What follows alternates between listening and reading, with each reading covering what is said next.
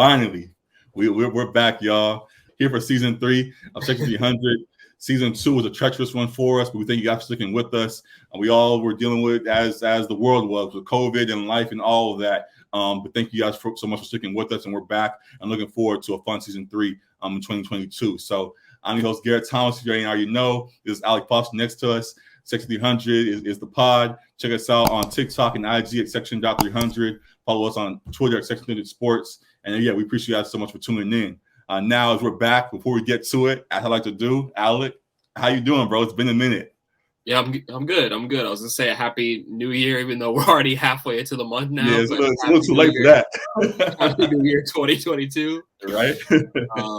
Yeah, happy to be back for a new season of the pod, and hopefully we're on to bigger and better this season with more guests, maybe some returning guests, maybe some new guests, and a lot of great. We need some things lined up. I guess to that point, as we discussed, and we'll just continue to get so many things out of the way, just for our listeners and viewers to understand. For the ones that the guests that we want to have on, it's just been a lot for us this last year, and we've just been working it all out. But we're definitely going to have a lot of fun guests and people that are coming back on the show. I'm looking forward to it all. So then we stay tuned for all of that. And yeah, I'm very excited for what season 3 holds for us. So definitely going to be bigger and better things for us moving on. So yeah, great things ahead. But for now,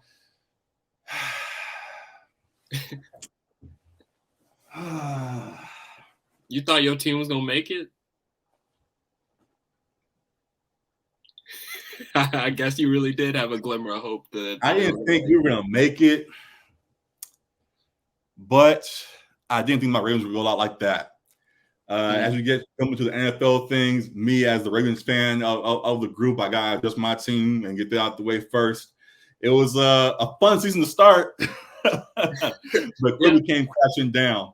And it really wasn't even the start. I mean, we had our injuries early on, but we had having Lamar at the helm still for at least the first 11 games, I believe it was. We were able to still stay afloat, and we're at top of the AFC for a long while. Once Lamar went down, the whole season crashed with them. So we ended up losing the last 5-6 games of the season. Went from 8-3 to what would be their proper record now, 8-9, wherever that is, and just missed the playoffs. So it was a wild journey. Quick, a couple of those games you went for 2, we could have tied it. I just thought about a couple of those games we could have won, and I understand the criticism, especially now looking back as we were just outside by literally one game. If we had won one of them games in that mix, we would have found our way in. Looking back on it, I understand there's a lot of critics that were very harsh on Harbaugh then during the play calling, and are even more are doubling down on it now. I still think in the context of those games, going for 2. I think it was back-to-back weeks we're in those situations. Yeah, going for 2 in those situations was the right call. Our team having the whole laundry list of guys that are out and continue to add injuries during those games as well that added into the situations that we were in. Right. I'm totally fine with the calls that we made. Am I sad that they came up just short? Of course. And can we be critical more so of the play calling itself for those 2-point conversions? Yes. But the decision to go for 2 in general, I think still was the right call. And I'm glad that the team, even through the chaos, stayed aggressive to the end. So as much as I'm hurt that we missed the playoffs, I still like what I saw from my squad this year. So I'm content with what we put forward. And I guess now it's kind of like, I think, what was that, 2-3 years ago now when the Lakers missed the playoffs. Now you can just sit back and enjoy the games without the stress of your team being in it. Same kind of thing now with my Ravens out. Now, as much as I would love to. Last season when the Lakers got bounced, we were like. That's what it was. Just last year. Time flies. But now. As much as I would love for my team to make a push, as I did have high hope early on, seeing how things fell, and now us being out, I can just watch this season carefree, and I'm looking forward to the games that are ahead. So it is what it is, but I'm not mad. Do you think the into the season, while Tyler Huntley did have some nice moments, kind of more so confirms that the team should max out Lamar Jackson and keep him? Give Lamar a blank check right now. some of the takes that I kept seeing during this little run, wow.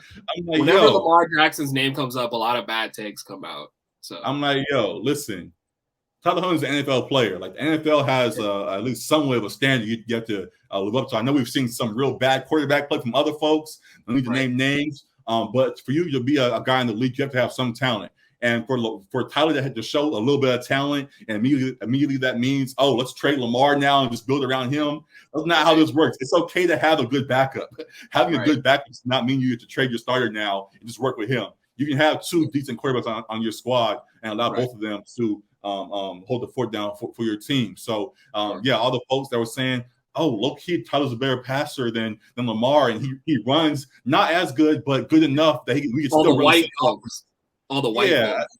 No, there were a couple of lessons there too. There was a lot of people saying it too. Yeah, it was just wild to see. And I don't want this is not at all to disrespect Tyler Huntley, because I do appreciate him. Again, having two good quarterbacks is a blessing. For this squad. So I'm appreciative of him. But for his effort to mean we get rid of one, I think definitely was an overreaction. Folks, as you mentioned, were ready to get or have been waiting a long time to get Lamar out of here. And they thought they found their moment. But this is not it. It actually is the opposite. And further proved why Lamar was the unanimous MVP a year or two ago, and deserves his money now. So I'm still rocking with him. He's still my quarterback. I hope they give him a blank check. So I'm rocking with Lamar still. Yeah, I mean, strong agree with you there. I think it was definitely an overreaction to say that they should trade their MVP level quarterback who's already won an MVP. And was playing like one again this season up until when he got hurt. He had a couple dicey games before he got hurt where it was that's fine. Some red flags, I guess, but you still the dynamic ability of him is different than what you get from a Tyler Huntley or a backup in general. Absolutely. And that's something that you want. He's still very young. That's something that you want for years to come. Absolutely.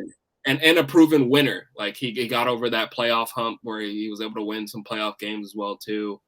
You definitely got to run it back, because I don't think there's many quarterbacks in the league that would have been able to keep this team afloat with the laundry list of injuries that you mentioned at the beginning. So I definitely, like you said, give him the blank check and max him out and build around him. Shouldn't be too much of a thought of that. In that same breath, as we mentioned, and we talked about with the 2-point conversion and things, I think it's more so about the play calling that the system we have around him, and that will contribute to us going forward. And we just passed Black Monday. A lot of folks a lot of coaches just got let go. Brian Flores, surprisingly, amongst others. Joe Judge, I believe earlier today for the Giants, just got let go as well. Just a few names finally got released. And in that same breath, there's been a lot of folks that have been questioning if John Harbaugh may have run his course in Baltimore. I disagree with that as well. Yeah, wait, who was questioning that? Definitely should stay. I know people feel like there are some that are talking about how his voice may be going numb in that locker room or wherever the case. I strongly disagree. I think he has shown that he has embraced this team very well, and is definitely is the guy for the job. Now, if you want to look more so to the coordinators and Greg Roman and his play calling, that's another conversation. I think Greg Roman, while he's a very respectable coach that has a long history of great things in this league, I think there have been many times where Ravens fans all over are like, what is this team doing? Like, the offense can't be this predictable. Like, I know Lamar is the type of player that he is, and we have this thing set up the way they're supposed to be. But it's a little bit too predictable, and there's some more change within that. That pointing to the coordinator, hopefully Greg Roman, if he stays and can dodge the bullet that many folks want to send his way, hopefully he makes some more adjustments going forward, and we can continue to build this thing, because I do think if healthy, we could be a very dominant team in this league. So they'll be looking more so that way than towards Harbaugh, who folks have. Yeah, I certainly wouldn't be pointing the finger at Harbaugh. Just as we mentioned a couple of times now, like the injuries that they had decimate this team. Like, I don't think there's many teams that would have stayed afloat like they did in the playoff hunt till almost the very end. Exactly. I don't think you can point at Harbaugh being the issue there. While you may disagree with some of the choices as far as going for 2 late in games. I don't think that's enough to want to get rid of him. There was certainly some worse coaches out there that have kept their jobs at this point still, which has been a little surprising thinking that like the Indianapolis Colts coach or I'm not sure. Is the Vikings coach Zimmer, is he still the coach? For the moment, but there are folks that are saying he should go. Yeah, so he definitely should be out of there too. So yeah, I'm with you. I think you can, if you want to point to anyone on the Ravens side, coaching side, maybe the coordinator, but Harbaugh seems to me kind of cemented as one of the better pieces of that organization. I looked it up. I missed that. There are a bunch of names that actually got let go this Black Monday. Mike Zimmer did get let go in Minnesota. Okay, good. Good, as he should be. Yeah. A lot of mediocrity there. So yeah, we shall see how things go forward with the Ravens. But now let's move on to the things that are still going on in the league. The playoffs are here this weekend. It's going to be very fun. Wild card weekend, a lot of great matchups. Now I'm excited for it still, even with my team being out. I think you can just enjoy the game, like you said, with no stress. No stress and all of that. So y'all definitely be sitting back, watching all and enjoying it. This is the first time they're going to be having games Saturday, Sunday, and Monday. So looking forward to all week football going on. So started off with the Raiders and the Bengals. Should be a real fun one. I'm surprised the Raiders got in. They almost blew it against the Chargers in that OT thriller last week. But made sure that they finished things off and are now in against the Bengals team that seems to be at least somewhat rolling when Joe and Jamar are playing. I know Joe is a little bit banged up, but I definitely think he's going to be ready to roll for this game on Saturday. So how you feel about this matchup? Yeah, I mean, you know me from the past like couple years. I've been super high on the Bengals offense for one, and I think their defense has caught up to it a little bit this season. The defense has played much better this year. Mm-hmm. And the offense is shining bright just like I thought they would. I think they have like 4 guys under 25 or so that are leading this offense between Burrow, Higgins, Jamar Chase, and Joe Mixon. That's a great nucleus. As we'll get to the awards later, I think Joe was comeback player of the year. Those last couple games that he had were insane. Over Dak? Yeah, I think so. Okay, we'll talk about it more later. It's between them two, but I think it's Joe. He's only in his second year and still like lighting it up. I think this matchup, while the Raiders, credit to them making the playoffs, I just think they're not as talented of a team. Derek Carr, solid quarterback. I think they have Waller back, although he's questionable. Josh Jacobs, I think, is going to probably struggle a little bit to run the football on them. I'm going with the Bengals here. While they're young and inexperienced in the playoffs, I love like their ceiling as an offense. I think it's going to be hard for the Raiders to stop them from putting up points. So I'm going with the Bengals here. Mm-hmm. I definitely hear that, and I want to agree with you. I do, because I do see how good this Bengals team can be. But something's telling me the Raiders are going to find a way. I think with Darren Waller back in the lineup, Derek Carr, this feels like a make or break kind of game for him as he's been trying to get over the hump for a long time. I think this is a great opportunity for him to show out and take advantage of the opportunity that this team has earned. And I think they actually, even though it will be in Cincinnati, maybe a little bit cold, I think that this Raiders team will find a way to steal this W. I think. What do you think is like the pathway to them? What do you think is the pathway to them winning this game, the Raiders? Well, I think either way it's going to be a shootout. So it's going to be, can you continue to get Darren Waller the ball? I think they're going to try to feed him early and often, and eventually adjustments are going to be made. And they can double back on adjustment. Hunter Renfro's been that guy for them in the passing game. That's what I was going to get to. So they can go back to him and make sure he continues to get the ball, or if Waller is shut down as they continue to go to him and open things up for Renfro, I think either way that this offense can keep up with this high-powered Bengals squad as well. and can find a way to steal this W. So I know Cincinnati's favored. Like I said, it's in their on their home turf, and it might be a little cold or whatever. But I'm actually going to go with the Raiders and think they're going to actually get this dub. So it's a tough thing. It's hard to bank on Derek Carr sometimes, but something's telling me this game that they're going to find a way, and I'm going to roll with them and see where it goes. So rolling with the Raiders for that one. So it should be a fun one. Now, next game that's coming up, Patriots and the Bills. We already saw how this went earlier on in the year. That was the snow game where they threw the ball like 4 times total, and the Patriots found a way. They played twice too. I think they split 1-1. Right. They're 1-1. But I think the last one was the one I mentioned, the snowed out. Was that Monday game? I believe it was. They always have really fun matchups. This time now is in Buffalo. Should be cold again, as it would be either way in New England or Buffalo. It should be a real good game. Who you got, Patriots or Bills? Yeah, this one's actually interesting because you obviously give the edge coaching-wise to Belichick, especially in the playoffs. And scheme-wise, like, you know that their defense is going to be on point and seek to take away Buffalo's best option. So Stephon Diggs probably isn't going to pop off like that.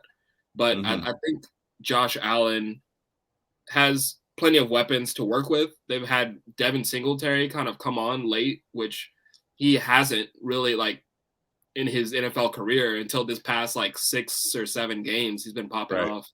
And that's great for them because they haven't really had balance to that offense. It's pretty much, Josh Allen's going to throw it 40 times, but now they have someone out of the backfield that's been helping to pace this offense. So it's going to be a tough one. I think I lean towards the Bills because I don't trust Mac Jones yet in a playoff game. I trust Belichick, but I don't know if I trust Mac Jones in a playoff game against a Bills defense that is pretty solid as well. So I think I'm going to go with the Bills at home here. I could see it going the other way, but slight edge to the Bills. It's funny, a few people have pointed out, the Bills are one of the few teams who are not built to actually play at home. Like, they're aired out squad, but you have this cold home field that's more so designed for the run. So that makes things tough even for them, even though it should be a home field advantage for them. Also, with that, while you did say that Belichick could scheme and shut down their top option, you mentioned Stephon Diggs is their top option. And to me, while I understand what you meant by that, I think Josh Allen is still the X factor above all. Yeah, and I think he can run the ball too as well. Even if Stephon Diggs is shut down, we've seen Josh Allen a couple of times this season lock in like few can do in the league right now, and can carry a squad even with his top option maybe shut down. And I think that Josh Allen will find a way to get past this tough Patriots squad this week, as you said as well. So I think we see a MVPs performance from Josh Allen yet again against the Patriots squad, and he carries them to a victory. So looking forward to that one. That should be a real fun matchup. And I definitely think that the Bills will find a way yet again. So looking forward to that one. The next one, and a team that deserves some praise, is the Eagles for even getting in the playoffs. Nobody really saw that coming, but they found their way. The Eagles are in. Up against a tough, very tough Bucs squad, where the depleted Bucs squad a little bit, 8.5. So it should, and I definitely agree with that, and in that they should be the favorite squad. But do you think there's any chance that the Eagles can pull off the upset? Very slim, very slim. I was saying that it's a depleted Bucs squad with having no Godwin. Maybe a little hampered Evans. He played really well last game, though. Or AB. No AB, exactly. So they lost like 2 of their top 4 wide receiver options, and I think like Cyril Grayson, who played pretty well for them, is also injured, maybe doubtful, something like that. That plus Fournette is trying to come back, but he was out for a little while. Levante David, I believe, was out for a little while and is trying to come back. So there's a lot of injuries across that board with that squad. So there's room there. Right. There's definitely room there. I think I trust the experience of Brady in this game for sure. Gronk and Evans are going to be the top options, obviously. Probably get some Scotty Miller in there, Tyler Johnson or whatever. Exactly. But yeah. So like he'll find a way to spread it around. Brady's never been shy about that. This Eagles team, as you said, like, respect to them for making it. they're simply not as good as the Bucks. They Jalen Hurts could have a dynamic performance perhaps because the Bucks pass defense hasn't been as strong as their run defense. So he could find some holes in there to Goddard. I don't really like their receiving core so much though. Devontae Smith has upside, but was it Rager and Ward and I'm not high on them. So yeah, I think the Bucks here have a clear edge. As you said, they're 8.5-point favorites.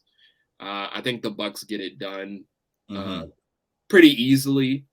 Yeah, what are your thoughts?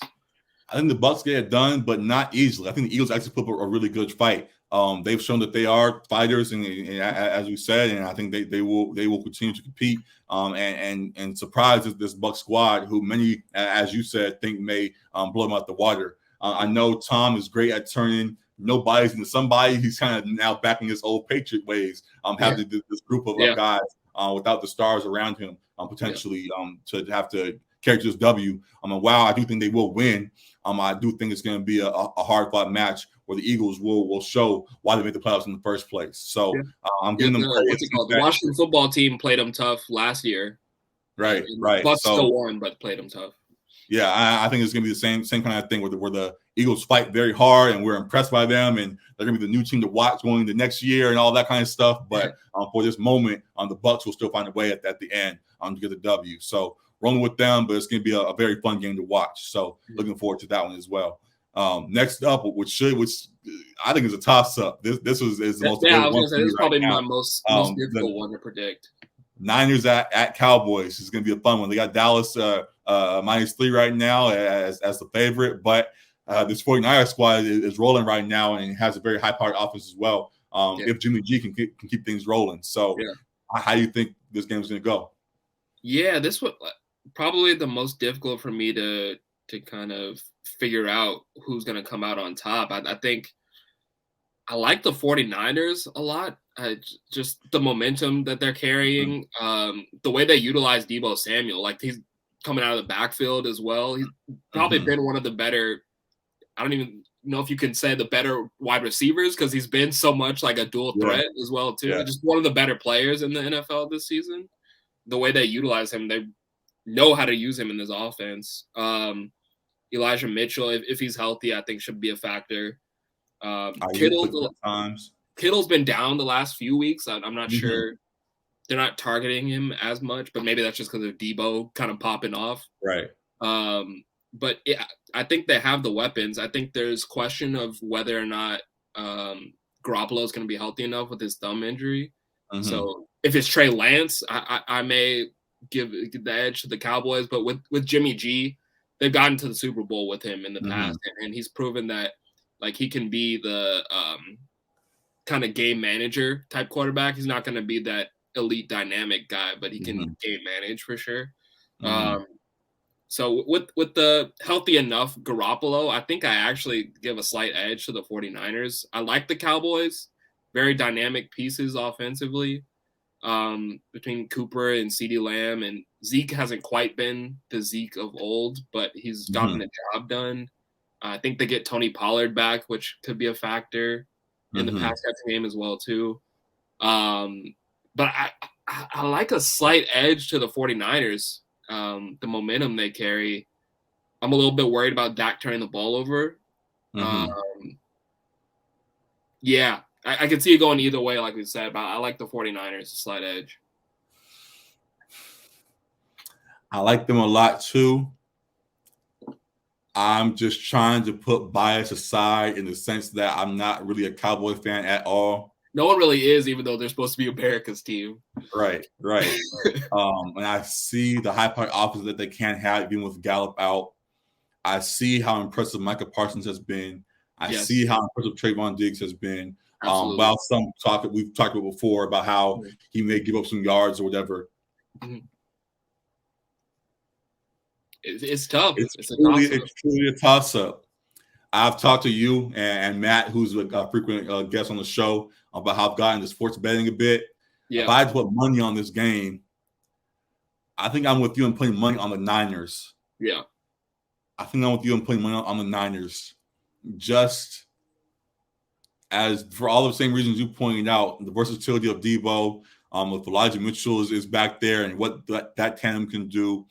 Kittle, who has been down in recent weeks, but I think in the playoff game will make the plays that need to be made when he's called upon. Yeah.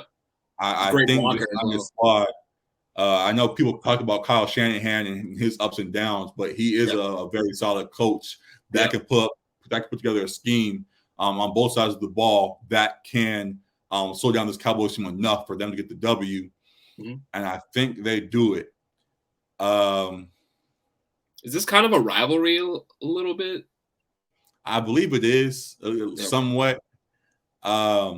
Just from even if you don't see it as such, it's going to be a very good game. Yeah, I think I'm going to roll with you and put money on the Niners. Yeah, tough. To be honest, even beyond, I already mentioned his name before, even beyond how the offense, you talk about Dak and his turnovers, that may be an issue. I actually think that Micah Parsons will actually be the X factor for this game. Because if Micah Parsons can find a way to not shut down because nobody shut him down, but to slow down Debo a little bit or to continue to throw off Kittle a little bit, I think that could be the difference and them continuing to make stops for this offense to put numbers up to beat this team. So that's what we're looking at the most this game. And yeah, I just think that while I am looking at him, if I had to pick right now, as I said, I think that Niners will figure out a way, even with how impressive he may be, and get the W. So I'm rolling with the Niners going into Dallas and still in the dub. And I'm looking forward to that game very much. Yeah. So that's gonna be the one this weekend. Yeah. This one you tune into. So be praying for Maples, Jason Maples, while watching that game. We're on Twitter a lot. We mentioned it on the show in the past, but there are a few guys who follow online that have real good taste. And there's this one guy named Jason Maples who we enjoy following, and he's a big Cowboys fan. I think he just updated his profile picture to kneeling on the star in Cowboys Stadium. So I know he's going to be very excited for this game this weekend. And sorry, bro, but I think it's gonna be a tough one on Sunday when going against this Niners squad. So we shall see. And hopefully, for your sake, I'm wrong. But yeah, looking forward to it either way. So that's a big matchup amongst others. And then also on Sunday, we gotta watch them one more time. One more time. I hope we could have sent them off last week, but oh well. Big Ben and the Steelers are going up against the Chiefs. Big Ben, jokingly or not, already said that they have no chance against the Chiefs, but I really think that's the case. I think that the Chiefs kind of blow them out. Big Ben has been, if I try to put my bias aside, which is hard to do, Big Ben, obviously, one, applaud to Mike Tomlin for yet again getting this squad in this position. But then looking at the team on the field, Big Ben has done just enough to get them there. Yeah. Now in a situation where he elevated play, I don't think he has it in him anymore to elevate his play to get past the high-powered Chiefs squad that they're going to be going up against. So I think it'll be close for the first half. But after that, I think the Chiefs get rolling, as they do sometimes. We've seen in the playoffs before the Chiefs will let teams stick around them early on. They might seize the Steelers squad early on and let Big Ben think he has a chance. But then the second half comes around, and kind of like the Warriors in the NBA, when that third quarter run, the Chiefs get high and get rolling, and then they'll find a way to separate. And that 12 and a half that they are favored by, I think they hit that mark and beat this team pretty handily. So I'm definitely going with the Chiefs in this one. Yeah, I'm with you on that. Like, Ben at this age, at this point of his career, might not have that extra level to take it to in the playoffs anymore. I would give him a slight, not an edge, but I'd give him a shot in a close game. Like, say they're in a close game down the stretch. Sure. And it's a one possession game. I'd probably have some faith there, but I don't think you get a close game into the third, fourth quarter. I think by that point the Chiefs will have pulled away enough. Right.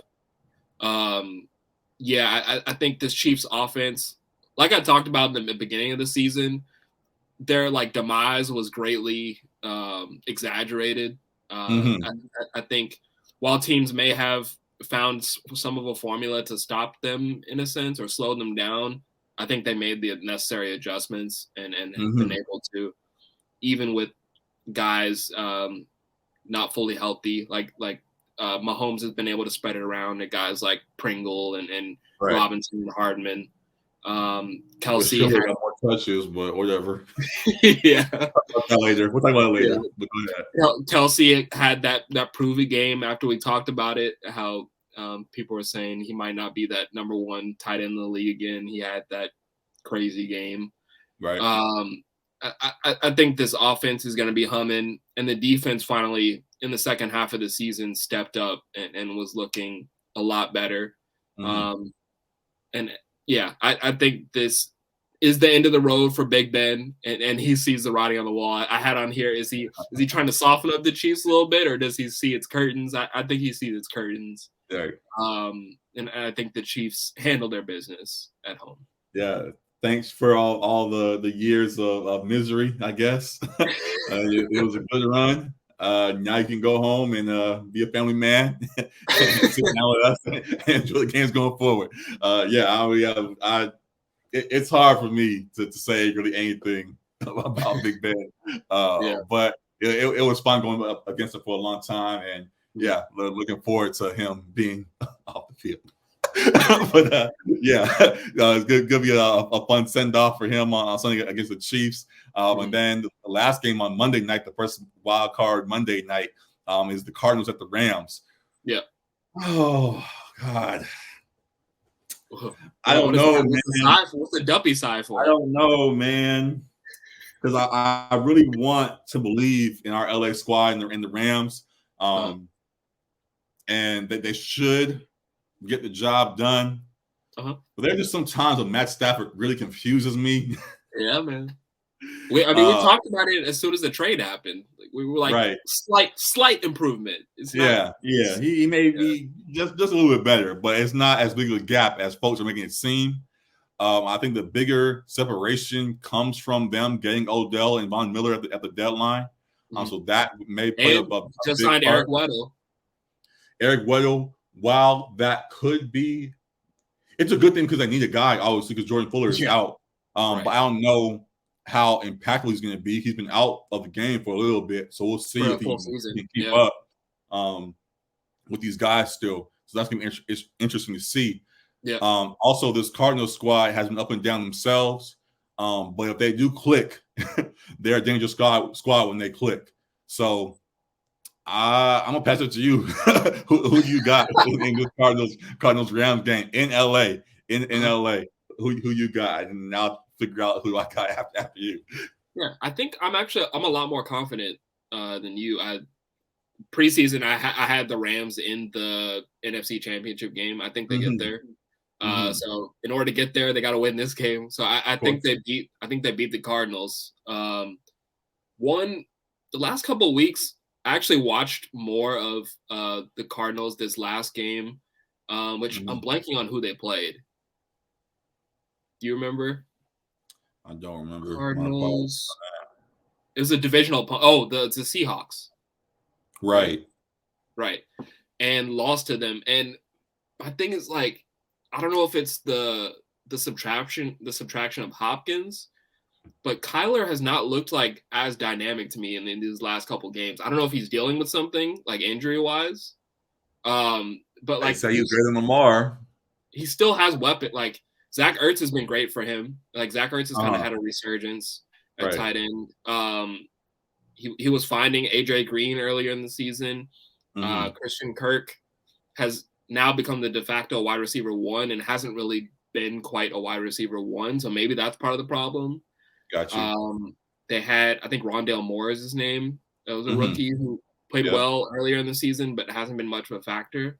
But Kyler wasn't really like credited Dunlap and the defensive line of the Seahawks, but he wasn't able to navigate out of the pocket. Like they were collapsing on him quick, sacking him a lot. Wasn't having so many of those dynamic plays. And I think we saw that last game against the Rams where Aaron Donald finished it off with a sack and a close one. Yeah. I think the Rams are going to put a lot of pressure on him again. And I think they're going to get to him a couple times. And not having that dynamic player like DeAndre Hopkins, I think is going to hurt because that Rams defense is solid with Ramsey and Von Miller and Donald, and now Weddle. We'll see what he can bring.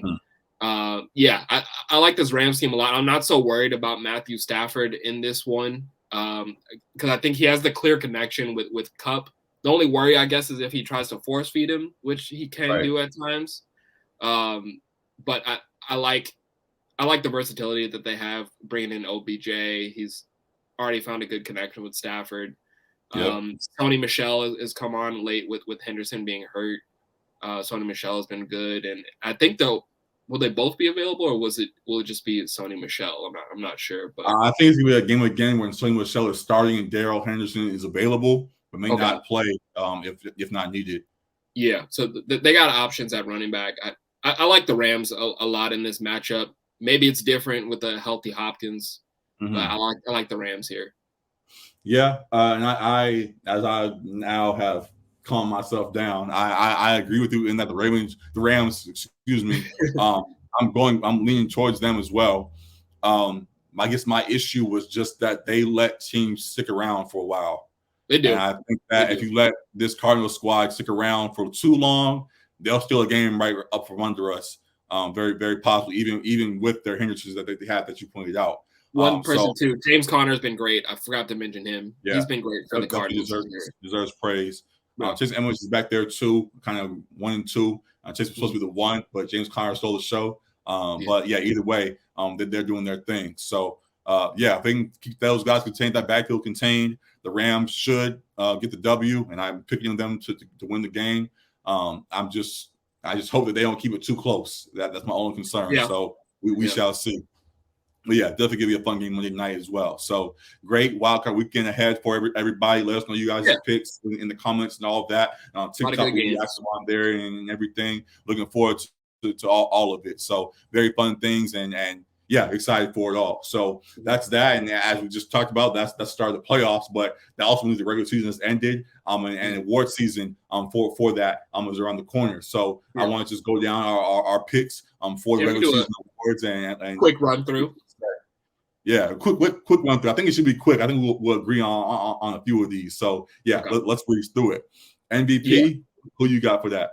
MVP, I got Rodgers. Agreed. Maybe that's a little bit of fantasy bias because I had him on my team, but no, I think Rodgers has the numbers, has the record.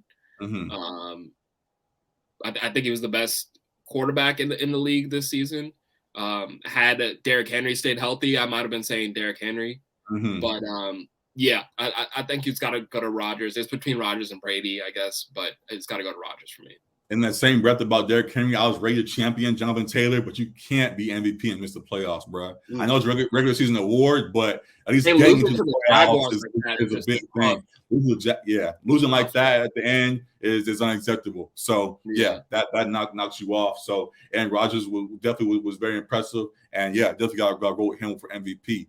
Now moving on, Coach of the Year. Who you guys Coach of the Year? I'm not sure who people are saying like is in the running, but for me, off the top of my head, I'd probably go Vrabel. We're in sync right now. Yep, I'm with you on that. Correct. I think I had him as my pick too preseason, but I'd have to go Vrabel because like the Ravens, not to the same extent because half y'all team was injured, but they dealt with a lot of injuries this season. They dealt with a washed Julio Jones, who we thought was going to be much more of a factor. Yeah, they call it a super team. We were ready to just bow down before the season. And funny thing is, still ended up getting the number 1 seed in the AFC. So that's why I think you have to give it to him. Lost Derrick Henry midway through the season, their MVP, who damn near got all the touches for that offense. Had to make do without him. I think it's got to be Vrabel. Yeah, I agree with you. Had the Ravens converted, winning them 2-point conversions, got a win in there somewhere and fought their way to the playoffs, I would give it to Harbaugh, but because we lost 6 straight in the season, is what it is. But got to give credit for Vrabel for having injuries as well and overcoming and being the 1 seed still, even with what went on. So I agree with you there. I guess LaFleur could be another option. Sure, but I think Vrabel did more with less. So I got to go with him. Offensive Rookie of the Year. I think we agree on this one. I think it's Najee. Is that where you go? Or I mean, between Najee and Jamar Chase. I didn't even think about Najee. While I see the talent and appreciate and see what he did, not even as a Steeler hater or whatever. I just think it was a big gap between him and Jamar. I think it was maybe you put Mac between them. I think Jamar clearly is a Rookie of the Year, Offensive Rookie of the Year. There. No qualms with me. Like I could definitely see Jamar getting it. He had a few weeks there where it was like very down, but then he had that insane, I think week 16 or 17, or maybe 16 and 17. And I think that was the difference for me. I think while Jamar did give Najee some chances to pass him, I never saw Najee as dominant as I saw Jamar at times during the season already. So I thought Najee was consistently good throughout the season, but I could see those last couple Jamar Chase performances putting him over the top. So I'm with you there. I could see Jamar Chase. So we offense, now defensive Rookie of the Year. Who you got there? Defensive rookie. It's probably Micah Parsons. Probably Micah Parsons. But you can also say Trayvon Diggs, like same defense. Either one of them. A lot of people like Patrick Surtain, who's my pick preseason as well for the Broncos. They didn't have that success over the season, so didn't get a lot of light. But he was very good still. Still in that secondary. So salute to him. But Micah Parsons, excuse me, is Defensive Rookie of the Year there. Defensive Player of the Year. Who you got there? Probably Micah Parsons. Micah Parsons again. I could see that. It hurts me to say, but I think it actually goes with T.J. Watt. I think he broke the sack record over that one as well, and was pretty impressive this season. And he was someone that kind of emerged. We talked mid-season, and we were talking about guys like Myles Garrett, and we talked about Aaron Donald again, and we kind of mentioned Micah Parsons. But T.J. Watt put together a real impressive season, and then again helping this defense and team get to the playoffs adds a little extra to it as well. And I think he deserves that, which, again, hurts to say, but got to be honest there and give credit where it's due. So I actually think he may get it. Him, Micah Parsons, and I think Trayvon Diggs is in that conversation as well, too. So Went defense again. I'm now going to Offensive Player of the Year. Who you got for that? Offensive Player of the Year? I'd probably say Cooper Kupp, honestly. Yeah, he deserves something. Because it's typically MVP is a quarterback winning award, so I think you got to give it to Cooper Kupp, who is probably the most dominant wide receiver, which is crazy. Like the 5'10" white dude, the most dominant wide receiver, but it's facts. So probably Cooper Kupp. Yeah, I agree with you there. Again, if Jonathan Taylor put up a better last couple of weeks together, would have gave it to him. But Cooper Kupp continued to do that to the very end, so he definitely deserves acknowledgement. So got to roll with him. Yeah. And then we already kind of his off games, he had 90 yards and a touchdown. Right, so. It was ridiculous. He was unstoppable, even on down weeks. So got to give him something. So he deserves that. And then lastly, comeback player of the year. You already kind of mentioned it. You're going with Joe Burrow. And while I totally understand that, I just questioned it because it seemed like it was destined to be Dak Prescott prior to the season with how many folks loved him and the storylines that we pushing all of that. So even with all the storylines in that, you still favor Joe in that race? I do. I think that offense was dominant much of the season. And then those last couple performances, fantasy wise, he was putting up like 45 for me each week on my bench too, because I had Rodgers. But those last couple weeks where he threw for 400 plus yards and 4 touchdowns, looking like the best quarterback in the league for the last couple of weeks. I think Dak, while Dak was good and great even some weeks, he had a couple performances where were kind of head scratchers, just turning over the football. But Dak was right there. Like I wouldn't be mad at Dak winning it either, but I think Burrow has a slight edge over him for me. Yeah, I hear you in that. And I guess hearing that, thinking about it, I will put Burrow slightly ahead as well. My preseason pick, funny enough, was Odell, and he had a rough start in Cleveland and did have a decent bounce back second half of the season in LA and still doing good. But obviously, this is I was going to mention something else, but I'll let you finish too. Yeah, we'll get to the funny stuff, but yeah, definitely favors more so the quarterbacks in this race, especially with the comebacks of both of those two guys that we mentioned, and I'll lean Burrow in that also. I'm gonna give him credit for the turnaround that Cincinnati has made. So yeah, salute to them for that. What are you gonna say now? I was gonna mention I forgot about your dark horse pick of Ravens versus Browns in the AFC Championship. Oh yeah, my neither of them made the playoffs. I was just throwing stuff out there. I was trying to give credit. I will say with the Browns that they were probably probably the most disappointing healthy squad. There were other squads, I think maybe beyond the Colts, because the Colts should have been in as well. But for teams that didn't have a boatload of major injuries, while I guess you can say Baker Mayfield had one himself, he was playing through it still, and they just continued to come up short when they shouldn't have. So I thought they were going to be a team that built off of the nice run they put together last year, and instead they seemed like they regressed. So yeah, I was, even though I'm a Ravens fan, shouldn't be rooting for them anyways, I was disappointed in what I saw from them this year. And hopefully they can figure something out, because I like the competition of the whole AFC North, and hope that they can figure something out and not have to go through another decades long of figuring out who their quarterback's going to be and all of that, and can get rolling. As we've seen other teams like the Bengals turn things around and get that back up to the top so quickly. So we'll see. But yeah, I was disappointed by them. Real quick before we move on, do you have a quick Super Bowl prediction?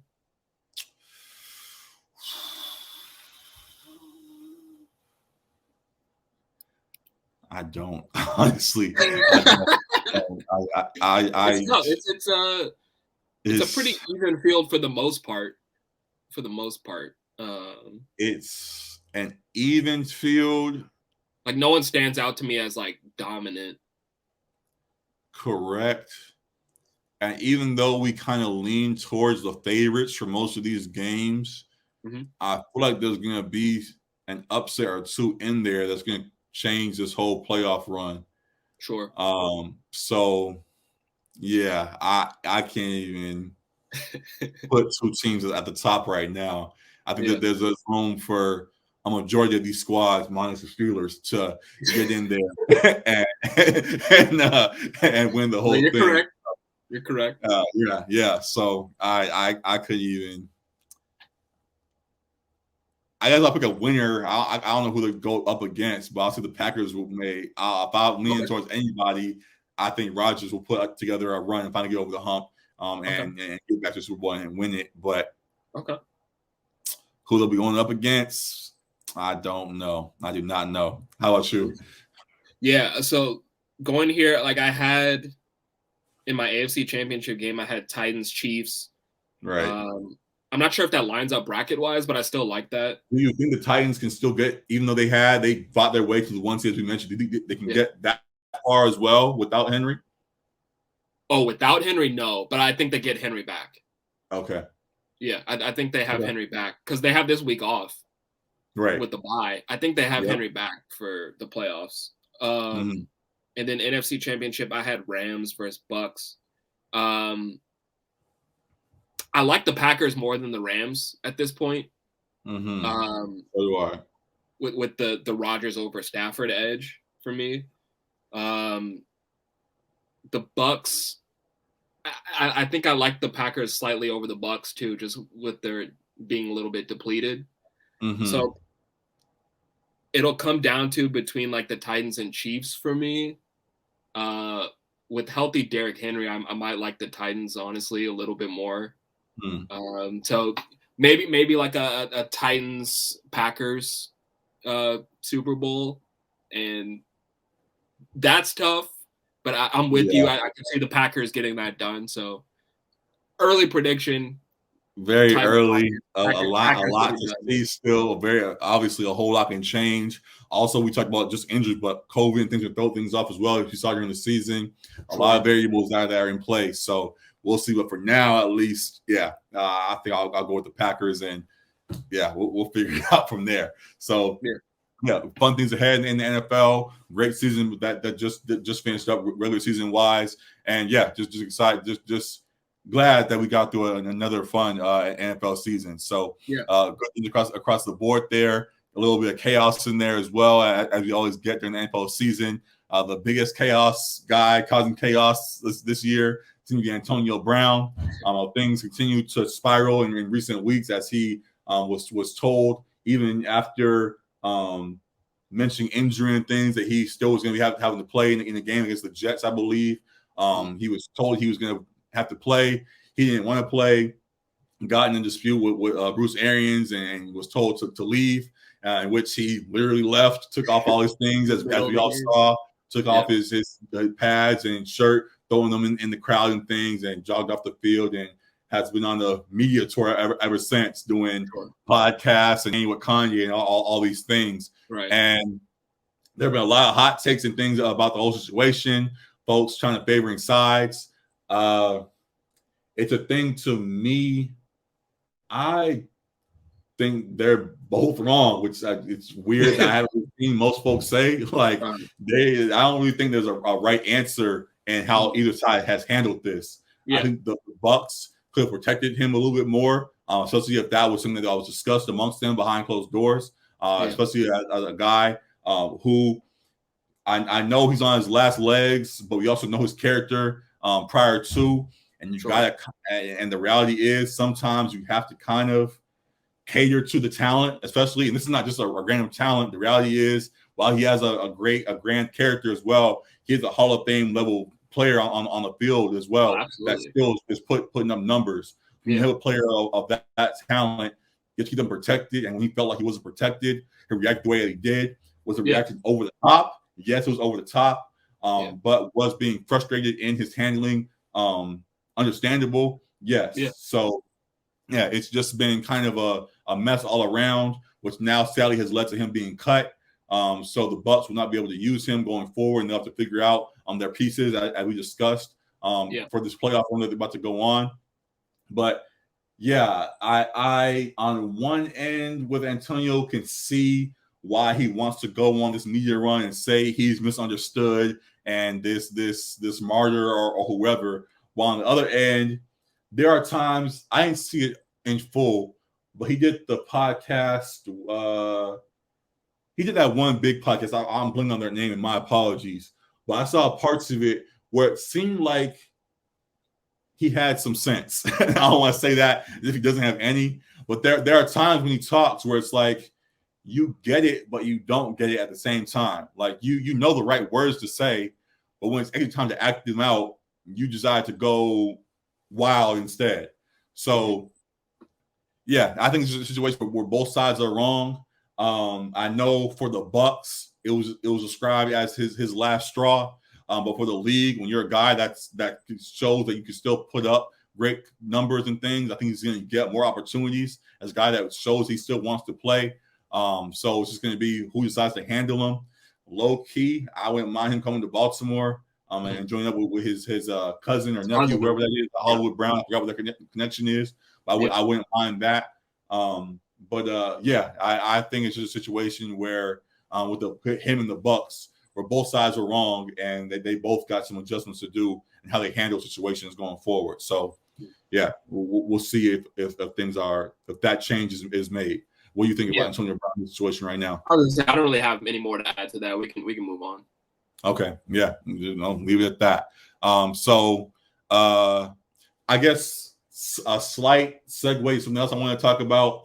While I don't think this is a big part of it, there are many folks who understandably are very cautious about CTE and point to mental health and all those things. And while for him, I don't fully attribute that. I don't think that's the issue. Some of it's there. I don't want to dismiss it either. It's very possible that it is there because there have been a lot of things going on in his entire career that could indicate that he needs help a little bit more off the field. But I think there are also other things in play that have had their impact. But moving on beyond him, I do think that mental health in sport is a big thing that still needs a lot more understanding. And I don't know if I want to say catering to, but there has to be, I guess I'll just use that first word you understanding for players and grace just for handle guys. with more care as well. Yeah, exactly, and more grace for guys in this profession that is such a demanding and difficult sport to play. And we saw recently, I think it was 4 days ago, a story come out about a coach in Hawaii who was mishandling players and very mentally abusive to them, as was described by some. Verbally abusive, verbally abusive to them and just demeaning and all of that, and not caring really about how these guys felt as long as they were putting out the effort that he wanted to be seen on the field. And I guess my apology for not having the full report in front of me, but there, I guess what sent things overboard was that there was a situation potentially with his son, where his son was dealing with an issue. And that led to him, that led to other players coming out and telling their story a little bit. And then him kind of acknowledging that he has work to do in regards to his care for players and things. And it pissed me off, to be completely honest with you. I've a little bit talked about my time. Not that I have some crazy story. I mean, I played a little bit in high school, got to college, and things didn't work out, whatever. But the mental side is a thing that I wish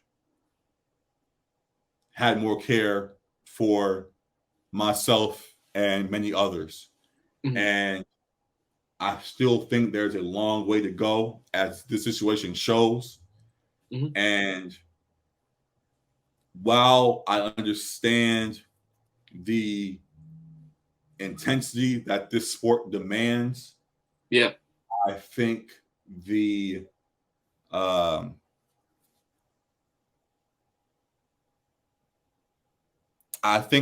aggression and many times, honestly, can go too far beyond the field, and sometimes they'll spill onto the field as well, as we have seen.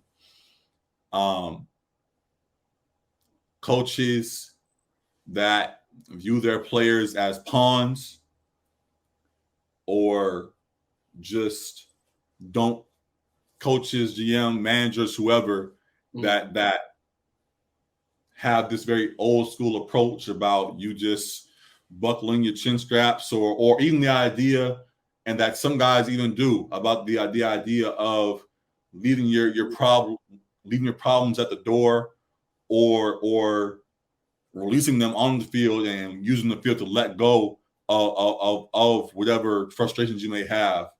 I think both of those have flaws that need rethinking. I'm just it hurts a little bit seeing that how this game operates. I posted the other day when the story broke that I love football a lot. The sport itself is an amazing sport that brings forth camaraderie and competitiveness when shown the right way is a beautiful thing on the field. And when, especially right now, we talk about how geeked up we are about the playoffs and all of that. Watching good football is a beautiful thing to see. But when it gets tainted by guys that, but when it's seen, when we don't understand that these players aren't just players, and that there's a lot more that goes on beyond what we see on the field. I talk about the comeback player of the year and the race. A lot of folks love to talk about Dak Prescott and his story. But when other people tell their story, it seems like they just dismiss it and say, get over it. So we shouldn't just cater to the stars when they have their issues. The whole league needs to be protected and cared for. both in the pros, as I talked about with them, and in situation in college and beyond on all levels.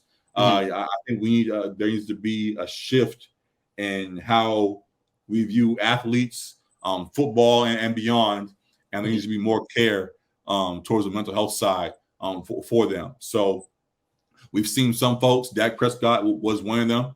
And others we saw in the NBA. DeMar DeRozan came forward in recent years. Kevin Love talked about it in recent years. And it's always a thing that I think we have a long way to go in. And I hope we continue to make progress. And it just hurts to see situations like we saw with the Hawaii, where it seems like guys are still lack that compassion. So it was just a hard story to read the other day. Yeah. I mean, like you touched on, like the sport of football is a very violent sport, and like machismo is very much like injected into it as far as not wanting to like appear soft or whatever and be vulnerable about your mental health, that kind of thing. And coaches kind of wanting to brush off when players voice like how they're feeling or voice what they feel as a sign of weakness or whatever. And players maybe sometimes not wanting to speak up because they not want to lose their spot or lose their playing time or that kind of thing. So it's a difficult, delicate balance that kind of need to find. And I guess it just starts with viewing players as, like you said, not just chess pieces, but as human beings. And it has to start at the top of those organizations and trickle down to the coaching staff as well too. And I think that's something that needs to be across all sports, but it's especially critical in football because of the nature of the sport being so violent and players being vulnerable, not only from a mental standpoint, but from a physical standpoint. There's like their lives at some point can be in jeopardy with the head trauma and the body trauma at times. So I agree with you that it's definitely something that still needs to be continuously improved upon as how we treat these players and how coaches think about the game and think about their players as well too. I'm in agreement with you there. There has to be room for players of all status to breathe. I mentioned all status because it was a very. I'm glad that the Falcons gave a guy like Calvin Ridley a chance to separate with whatever was going on at the end of the season. But I mentioned all levels because I don't know if a guy that's at the bottom of the roster may have had the same opportunity. I may be wrong on that. Again, I'm up in 6,300. I don't have the full view, and if I'm wrong on that, then it's great that they have the opportunity. Yeah. But guys of all status, players of all status across all sports, when they get to that level or wherever they're at, should have room in the midst of it all to breathe. I know of all the common sayings about no days off and availability is the best ability and all that kind of things. But there also has to be room for folks to take a chance to reset beyond the field and get things in order so they can go on the field and execute as best as they can. So, I hope there's more care for that going forward, more understanding for that. And hopefully we don't see any more situations like Hawaii that we just saw the other day in the future. So, just wanted to touch on that as I saw it. That definitely is something that touched a little bit of a nerve in recent days. So, that's it. At least on one end or off the field, but definitely something else we want to address. Almost skipped right over it, but it was a big thing this last week. The college football championship just wrapped up with Georgia actually beating Bama and getting the dub, which was a surprise to some. But I think it was a great win for them and very impressive that Stetson Bennett and those guys in Georgia could get that dub over Bama. I know they were hobbled and all of that, but definitely was a great win for them. And it's nice seeing a squad of Bama get a dub in the championship. So I see that. Yeah, no, it was a little bit of a surprise for me. One, because I'm not that in tune with college football from start to finish during the season.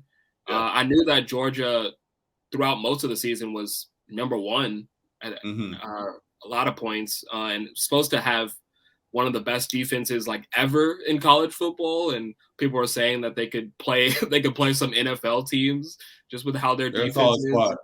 They were a solid squad. Yeah, and I know the first time that they played Alabama, they lost and they struggled to get to the quarterback, so that was more of a point of emphasis. And they got to Bryce Young in this championship game, and it was really a close game. And Alabama led for most of the way, and then the fourth quarter, Georgia took over. It scored like three times in the span of like 7 minutes. Right, it was close and low scoring for the first half. I think it was like 9-6 at halftime, but then they opened up in the second half, and also with the impact of injuries and things, John Mechie and others on Alabama were out already. And their top wide receiver Williams went down with the ACL injury, a nasty knee injury and things. So Alabama was undermanned a little bit, but they still had pieces that could put up a fight enough. But still, even with that, came up just short. And Georgia with that defense made the stops needed to break away and did just that and got the W. So impressive by them. Great W for them. Love seeing other teams beyond Bama getting the W. I guess it's just funny on that note that it's crazy that Bama is so good when they lose a championship. It immediately becomes a revenge season the next season for them to go back and win. all the talk immediately was, all right, y'all got one, but we'll get it next year. Just the revenge tour for the start again for Bama and all those guys. So, it was that and people making all the jokes about Saban taking the car keys away from the players. Those were fun. All the Chargers, NIL deals, give me all that right now. Y'all ain't all that back. Time to go. So those were hilarious. But I do think, as Bama always does, they'll retool and be right back in the situation yet again. So we shall see. But definitely a fun playoff. I guess real quick, I know you said you didn't follow closely. Are you still okay though with the 14 playoffs? A lot of folks are now saying it's been time for 8 teams or 12 teams. You think they should expand it or keep it as is? I think regardless, the SEC gonna keep whooping that ass, especially Bama. I don't really see the logic to extending it to more teams. Then that's just an additional football game where guys potentially go down or whatever, and guys potentially jeopardizing their NFL careers or NFL draft stock as well too. So I don't really see the logic behind expanding it more. Like then you're just gonna keep expanding it. Like it's gonna become the NCAA tournament for football. 64 teams and all that. Football, that's disgusting. And football is a different sport than basketball. So I like the current setup now where it's 2 games to win the title. Yeah. I agree. And while I do understand it, I think it's more so a business move in the sense of more games for viewers and all of that. I think the reality is, and while you shouldn't predict this way, I think what it's going to be is that even if you do expand to 12, you're going to end up with the same 4, most likely. Most exactly. What are we really doing? Plus, you're now adding games to your point as well. More guys are sitting. The product now is diminished, and people already complain now about how bowl games are pointless and guys are already sitting. So if you're not doing it to the playoff, now what's the point watching any of it? So it all becomes a mess because nobody that you actually want to see is in these games. So keep it out forward. Let these games be meaningful. If there's a way to change the impact of the bowl games themselves, I would do that. But no, I wouldn't expand the playoff any more than where it is now. So it is what it is. We'll surely see Bama back in the situation again. Georgia seems to have a stacked team that many may be on the way out, but they'll retool. Another squad that likes to retool as well. They'll be back as well. So it should be a fun season next year as well. So looking forward to it all. And that's it for football. We're going to take a quick timeout and we're going to come back and talk basketball and all the other things as well. So thank y'all for tuning into that and see you in a second.